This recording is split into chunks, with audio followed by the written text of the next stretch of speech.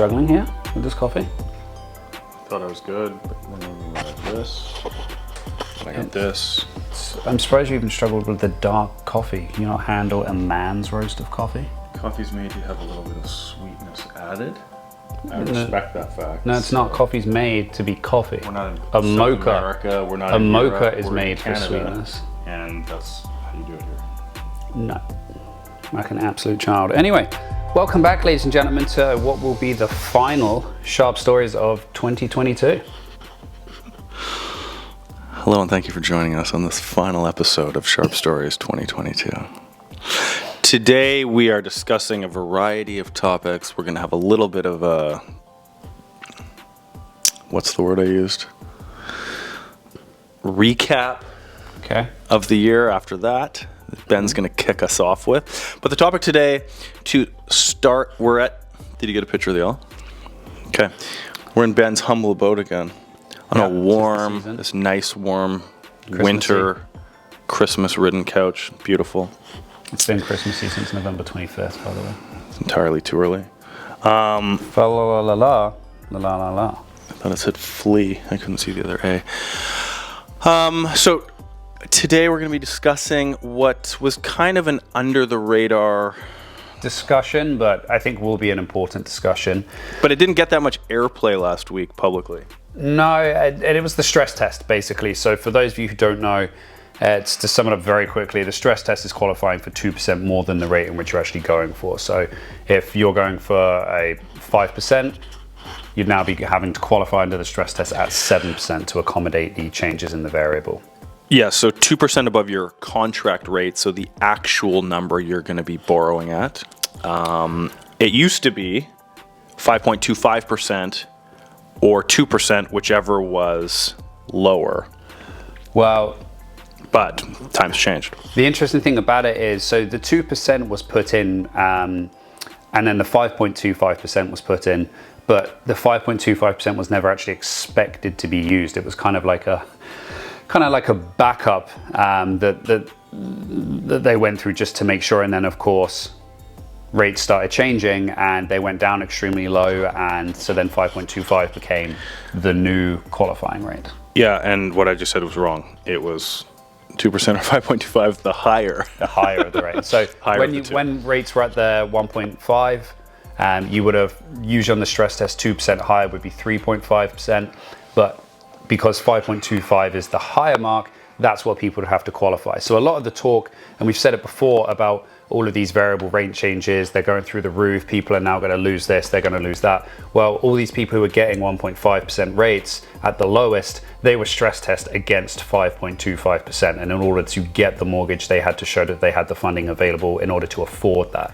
So the rate changes, although although necessary and have changed the market, not in a better way for sellers, definitely, it's not actually as doom and gloom as a lot of people are making out. And I think we operate in one of those industries where doom and gloom is rife, especially on social media. Yeah, so this is something that should have been a lot more discussed, I think, last week. So just some background into this. OSFI, as they call it, which is the Office of the Superintendent of Financial Institutions.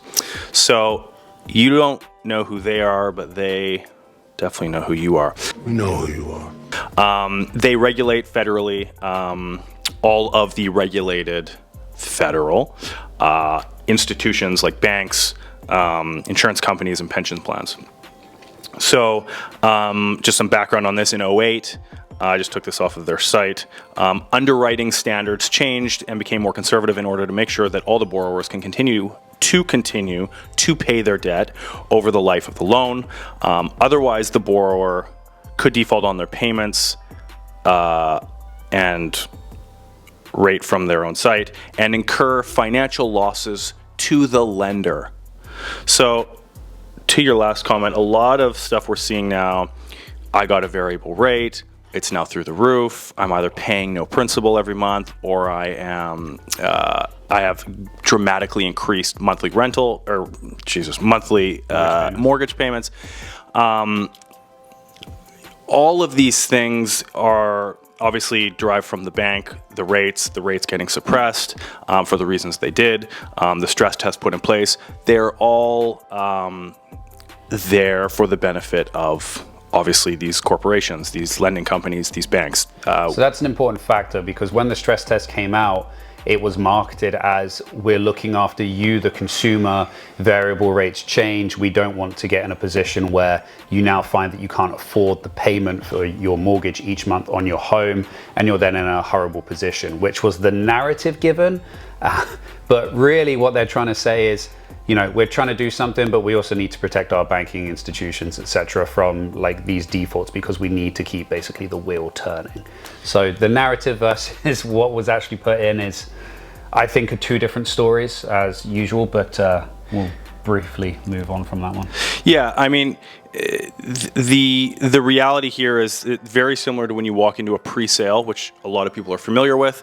You walk into the sales center, you get handed a contract, and you get, you used to be handed a physical stack, but now it's a PDF of the disclosure statement. That's the disclosure statement by the developer, drafted by the developer's lawyer, which is all the details in the contract pertaining to you purchasing this unit. And it is riddled with protections for the developer in case you don't want to do what the contract says you have to do. So when you walk into that environment, you are walking into the developer's environment. When you're walking into a bank to get money for a loan, you're walking into the bank's environment. And all these federal circumstances, like the stress test, are put there in place to protect the environment, which in this case is the banks. So yes, a lot of people unfortunately took that cheap money, and if they listened to the Bank of Canada or not, back whenever they said we're going to keep rates low and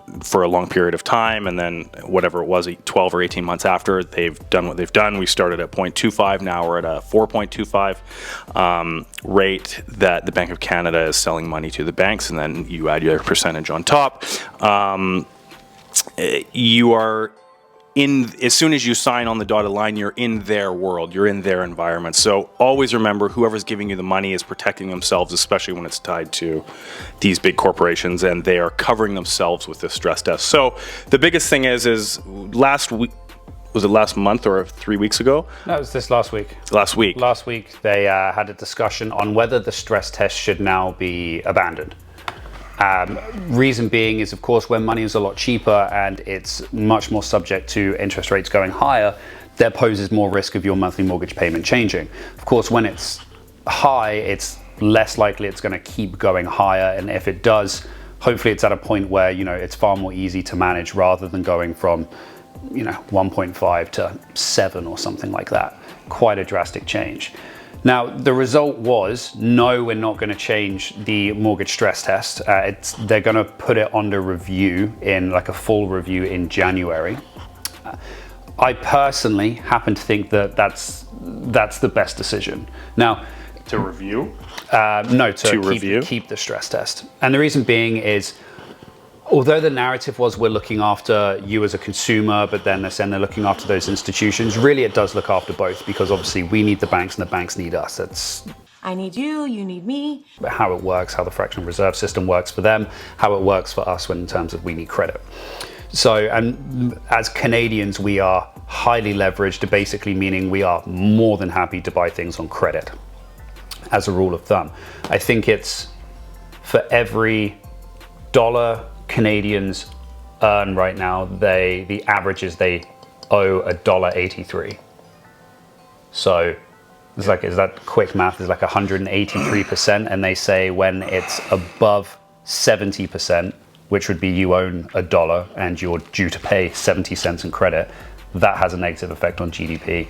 So the reality is we both need each other. So the stress test actually helps both, and I do think there's a lot of people who will be able to make it through these changes, especially these extremely fast rate hike changes, because when they went through that 5.25% change or qualification, they realized, okay, we can make it work, we just need to adjust. The problem is when you get people who they're absolutely maxing out their purchasing power at 1.5, and any change is going to bring them down. And I think the stress test is actually going to help that adjustment, if you will, and people handle that. So I think they did the right thing by keeping it in check. I agree. I think people, for example, these people that are surprised that no one saw the rates climbing this high this quickly, but people that are borrowing at absolute variable bottoms, I think this is very mandatory for them, because I think people easily get wrapped up in all of the everything that is the real estate market. I need to get in, the money's cheap, I can afford it. And without these stress tests, there'd just be that many more people taking this money that in circumstances like today would simply be nowhere near capable of affording to pay back. So I think it's mandatory, especially in these low interest rate environments, and with so much, I mean, yes, with so much outstanding debt from a country's perspective, but in how quickly and easily people are willing to take on debt. But when the rates go that low, I mean, that much more, because there's just that much more emphasis to take the money. So I think it should remain mandatory. It'll be interesting to see if they adjust and we should have talked to a broker specifically before this to see what sort of, we know the velocity of sales that has gone down on the real estate side, but the velocity of new mortgages, I'd be interested to know, because that would be a point for us. Okay, up the rates, people are going to be less inclined to borrow the money, generally speaking. But if you up the stress test from 2% to say 3 or even 4 or something crazy, that again will be more incentive for them to not borrow, and that's obviously what the Bank of Canada is trying to do. So I'm kind of interested, or kind of surprised that they actually didn't talk about upping it. I've only ever kind of heard reference to them removing it and never increasing it, but I guess January we'll see. Yeah, I mean, the thing is it's important to note as well, the Bank of Canada, I would assume, would talk to OSFI, and although they're different organizations, it doesn't make sense for Bank of Canada upping interest rates in order to tackle inflation and so on, which latest numbers were 6.8%. So it's nowhere near that 2.5% that we need. And there we go. They're upping interest rates in order to combat that. So if you then reduce the stress test, you're kind of working in opposite directions and shooting each other in the foot. When it comes to government, it's different because it's basically a popularity contest. So they want to spend money in order to make people happy with them. Whereas these institutions like Bank of Canada, they don't care if they put us in a recession as long as they tackle the inflation numbers. That's their role. Again, OSFI, they don't care as long as they protect these institutions. And so there's no kind of public happiness to achieve. So if they were to change it, I think it would have the opposite effect on what the Bank of Canada are trying to achieve, and it would prolong things even longer. As to what that review will look like in January, because apparently they're doing a full review, maybe then they'll come out and make changes and say, okay, well, when it comes under this amount, we're going to up it.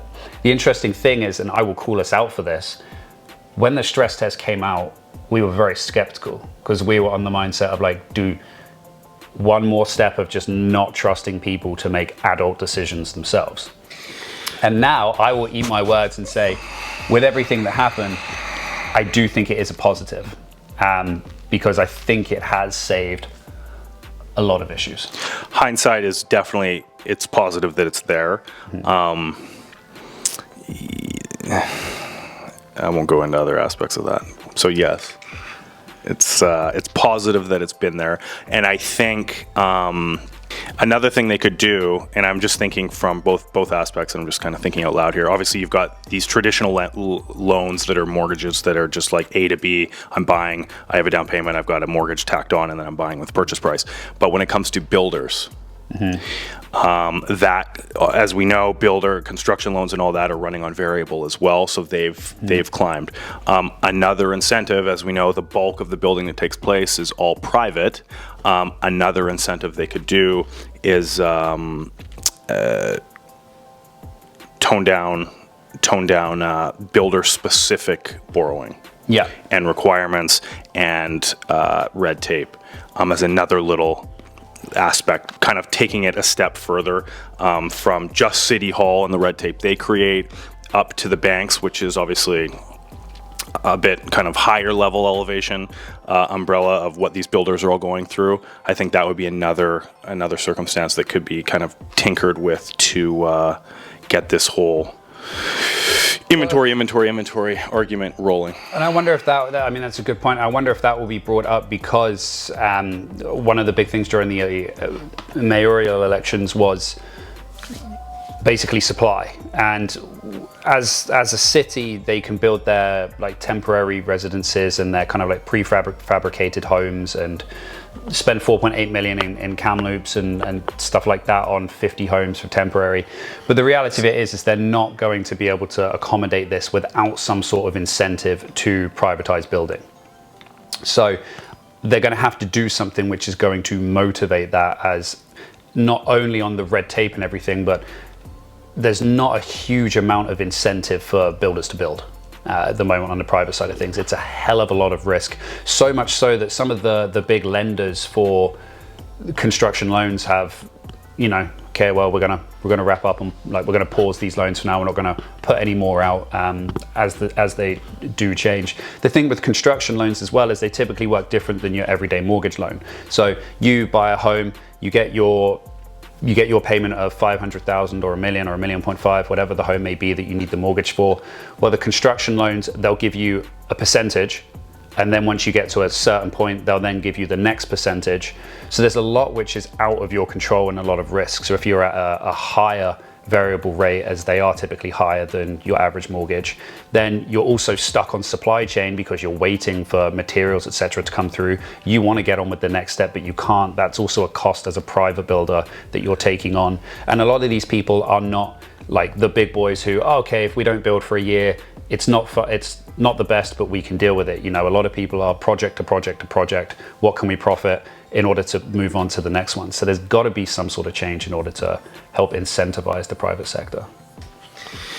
Yeah, I think to your point, the construction loans are kind of a, for lack of a better words, a terrorist loan system. So you'll get your first thing, you'll wait for terrorist loan system.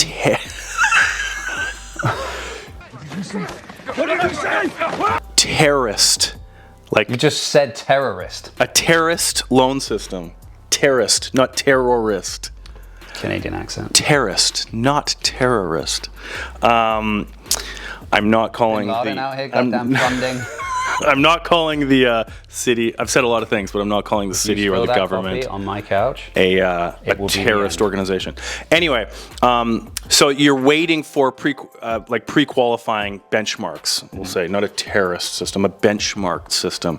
So you need to get this inspector in and get this signed off before you get your next loan batch. So you're bound by the receiving more money from the banks by way of this schedule, and then you're bound by the red tape of the municipality going through the process that way. So you're and then, like you're saying, in the meantime, holding costs for a private lender, a lot of these mom and pops and smaller developers are massive at the moment. So you're just waiting on a lot of third-party people to progress, which will really slow things down and make things more expensive. One positive thing I will say, I was in touch with the city of Vancouver yesterday directly. Is that ever positive? Or the fact that you were actually in touch with them was positive, what they told you was not? No. Both of these, being in touch with them typically is not positive. This was very positive. So I've been looking for... Just as a preamble here, at the moment, the city, and I think this is still the case, before COVID happened, you could call the city and, you know, with a little bit of like this and that, you could actually start talking to somebody.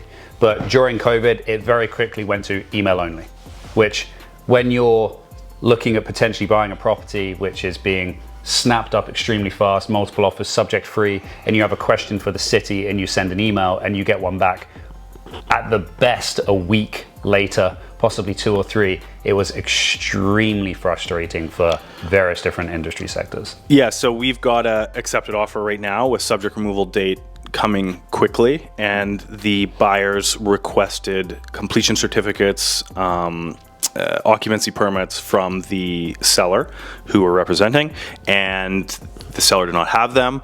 The architect and the builder could not be gotten a hold of, and then ended up not having them for whatever reason. So the only method of this madness to get this in time was to go to the city.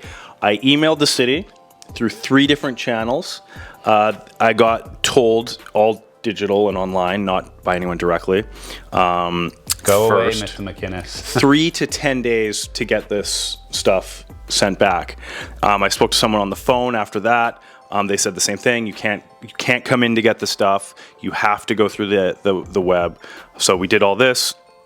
I got an email back yesterday morning. You need to set up an account for the City of Vancouver so we can bill you. And then we will charge you a $68 fee for looking into this. I paid. I sent an email back. This was emailed someone directly. I went back and forth with them throughout the day in about a 3-hour period, and I got everything I needed. Day 2 on my request journey. So I don't know if this is the whole Ken Sim thing. We're speeding everything up.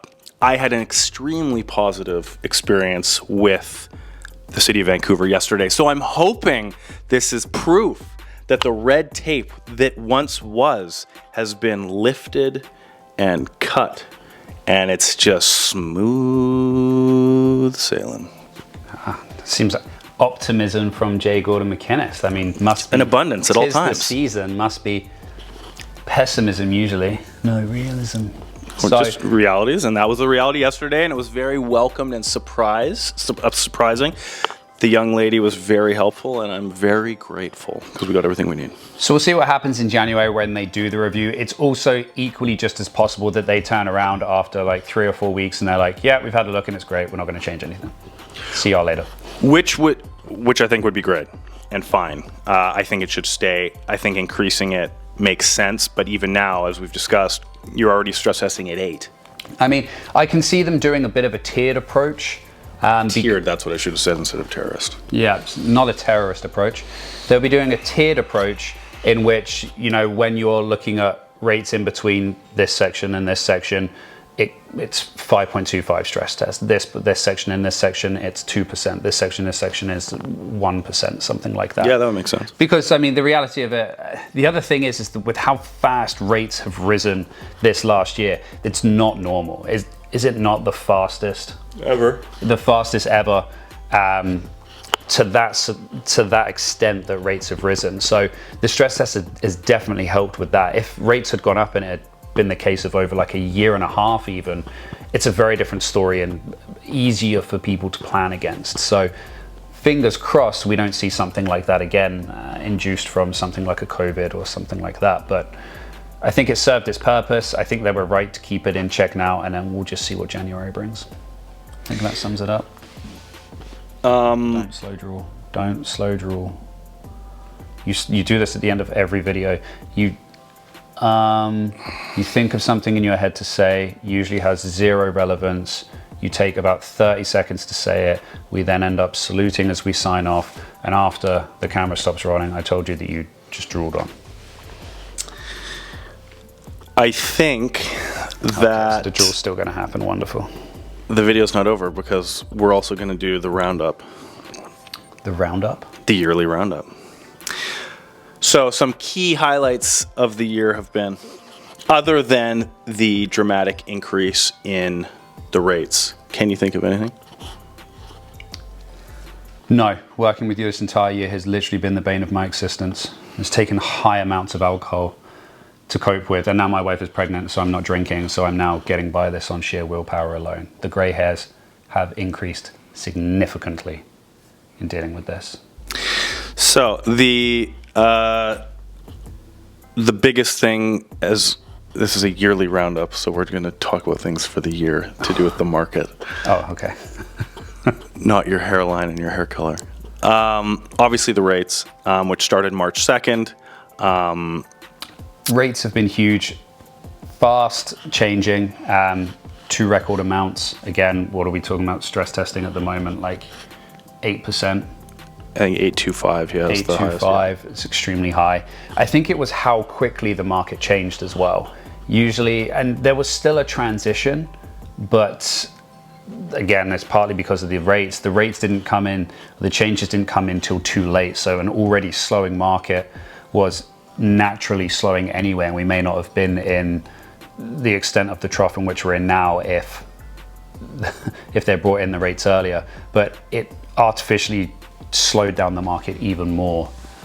than what was actually what would have been natural. So I think things changed pretty fast, and you're hearing that, or at least I'm hearing that from a lot of sellers when it comes to comparables. A lot of, oh, but in the peak this sold for 1.1. What do you mean it's now worth 900?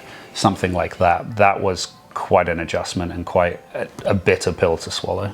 Yeah, and I think that it's very telling to see how quickly the fundamentals of any market can change. And to your point, we haven't seen it change this quickly ever. The Bank of Canada can and will do whatever it feels. We've seen some stuff, specifically I've only seen from Jagmeet Singh, but trying to influence the Bank of Canada and what they're doing with rates, maybe slow it down. So as much just wants to sack.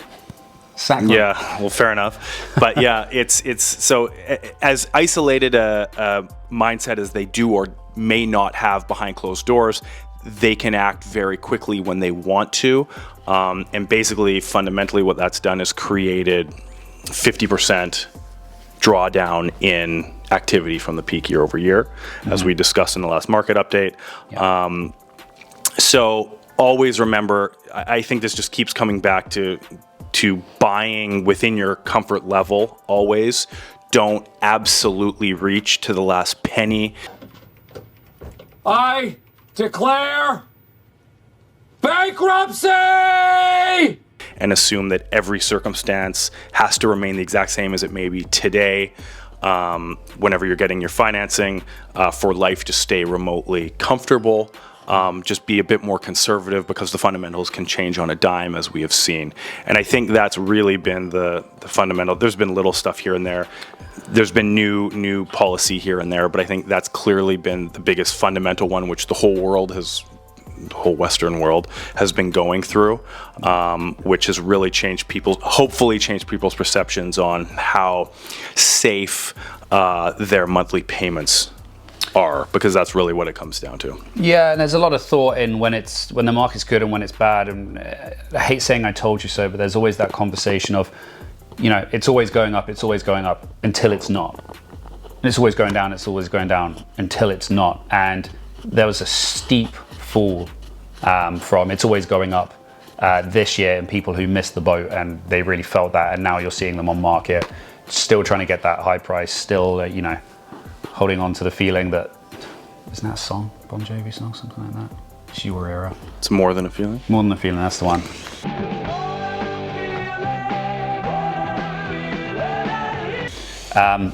It's way before my era. That was a good song, though. So that was quite an adjustment as well. I think arguably another big change, which we'll see what happens over the course of the next year or two, is Ken Sim becoming the new mayor. Obviously, Kennedy Stewart did an absolute horrendous job for the longest time, just to put it mildly. And so we can see where our city is at. We can see how bad the homeless problem has become, and we're at the bottom, and how little support that there has been for that, as well as building and developing and a real plan in place. And so Ken Sim is arguably, because Kennedy Stewart was NDP at one point, Ken Sim has been associated with the right and Conservatives. It's a very different approach, so it will be interesting to see what happens with that, because that actually looks like a lot of politicians, though, a genuine plan for success. What that looks like and turns out like will be very interesting. I was speaking to someone down in LA, and their recent mayor had a similar plan to what he did, and it turned out he got to about 50% of what his goal was, which was still an immensely positive change to where they were. So if we can even get specifically City Hall permitting to even 50% of what we are told his plan is, then we're going to be doing pretty well. You're going to see some positive changes, which is, I'm a firm believer of, I don't think that you should look at the federal government, in this case the Liberals, in order to fix that. I think it needs to be a more policy transition when it comes to more provincial and municipalities. So I think that's where the real change is going to come into effect, rather than looking at the federal government to say, fix this. So it's good to see, hopefully, the change is coming, even as you say, if it's 50%, that's still a significant increase and betterment of where we are now. Yeah, and federally, anytime they get involved, it makes real estate more expensive, period. We've gone over that a number of times. And another reason why Canada-wide real estate numbers, in my opinion, are completely irrelevant, because nothing matters outside of our own province that we're talking about. So the municipality is everything. They're on the ground here dealing with the issues, and they're the ones that really need to be kind of leaned on if we're going to get any sort of assistance from the higher above. So obviously vote when the time is right and vote properly, blah, blah, blah. But yeah, that's kind of the biggest possible help from above. Okay, And I think that wraps that's us up it. for this week and for the year, for that matter. Merry Thank you Christmas, for following and Happy watching. Hanukkah, Kwanzaa. whatever other ones there are, Happy Holiday. And Salute for a while. But yeah, thank you for watching us over 2022, and we hope you enjoy what's coming in 2023. And yeah, happy holidays, Merry Christmas, Happy New Year, all of the things. We appreciate you guys, and we will see you next year. thank you for your time. We'll see you in a year. Next year, not in a year. They know what I mean. See you in 2023. Okay, sweet. I don't know if this setup, I said to Al, I don't know if it looks like more of a video or porn film. Why is it a porn film? There's no naked.